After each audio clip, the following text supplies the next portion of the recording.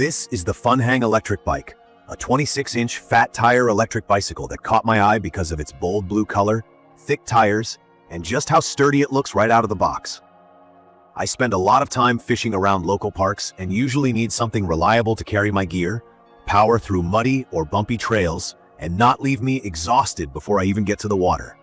I'll give you my honest take after putting this bike through its paces, including what stood out to me and what I wish could be better.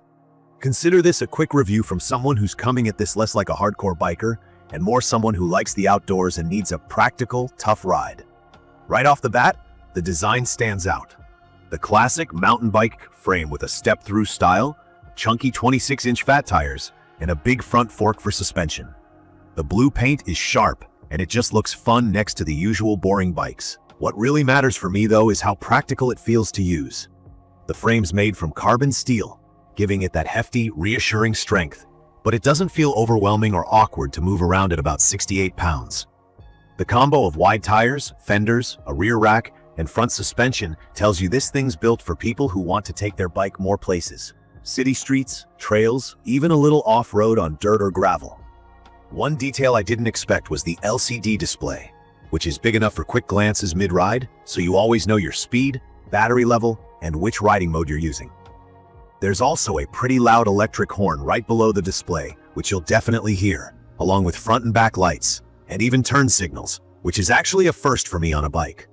The seat is height adjustable, which came in handy since I'm relatively tall and sometimes ride in boots when I'm heading to fish.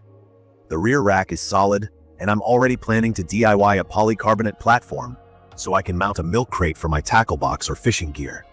That's the sort of thing people don't mention enough. How easily you can actually make this bike your own, especially when you have outdoor hobbies. From my experience riding the Funhang, setting it up was pretty understandable. Most of the heavy lifting was done ahead of time, but I did have to mount the handlebars, pedals, and one of the fenders myself. As someone who's had trouble with complicated toolkits before, I was happy to find all the wrenches and Allen keys you need included, tucked in with the user manual. The battery was about half charged when it arrived, which actually got me through a few test rides without recharging right away. Riding itself is where things got interesting. If you haven't used an electric bike before, here's a quick explanation. You can ride this like a regular pedal bike, but also have both pedal assist, where the bike helps power your pedaling depending on the level you choose, up to 5, or you can use the throttle to cruise along without pedaling at all. There are also cruise and booster modes, which are handy if you want to hold a constant speed or push the bike with you when you're walking up a tough hill. That's honestly useful, because sometimes even just getting to the fishing pier or the back end of a state park can be a chore. I used to use old scooters, but they died on me pretty quickly, and my regular bikes were just exhausting. This was a huge upgrade. On all the trails I tested, including gravel, mud, and some decently steep hills, I found the big fat tires give amazing stability. No sliding around, even in divots or after rain. I'd say the 1000-watt peak motor genuinely gives you a kick when you need it, especially when climbing. I topped out at around 21-22 miles per hour without even unlocking the speed limiter. When you push it or unlock the max, you can hit up to 25 miles per hour according to the manual and my own GPS. On hills, with just throttle and a tiny bit of pedal assist, I could keep up 12 to 15 miles per hour without breaking a sweat, which honestly made me feel like I was cheating after years of huffing and puffing uphill. Taking it slow or just using pedal assist kept battery life high. I easily got 3 hours on rough trails with plenty of throttle use, and the display said I was still at half charge. The suspension fork up front is a huge bonus. I kept it locked for flat paths, but flipped it open when things got bumpy. It absorbs a lot of the rattling, so you're not sore by the end of a long ride. The included mudguards did a good job blocking most of the splashes. I had to install the rear one myself, but it really made a difference on muddy days. Both brakes are powerful, thanks to the dual disc system, so stopping is predictable even coming down a wet hill. There's also a 7-speed Shimano shifter, which felt smooth with just the right amount of clickiness. But I did need to tweak the brake positions, since the fat tire frame puts things a bit wider than I'm used to. I should point out, if you're wearing cleated boots or anything with a rough sole, the stock pedals might get chewed up fast. I'd recommend swapping them for metal ones if you're going to be rough on your gear. A big deal for anyone nervous about leaving their bike out. This comes with a removable 48-volt 13Ah battery with lock and key. Charge it in your garage, or just take it inside to top up at work. The battery clicks out pretty easily, yet locks securely, so I never worried about someone snatching it.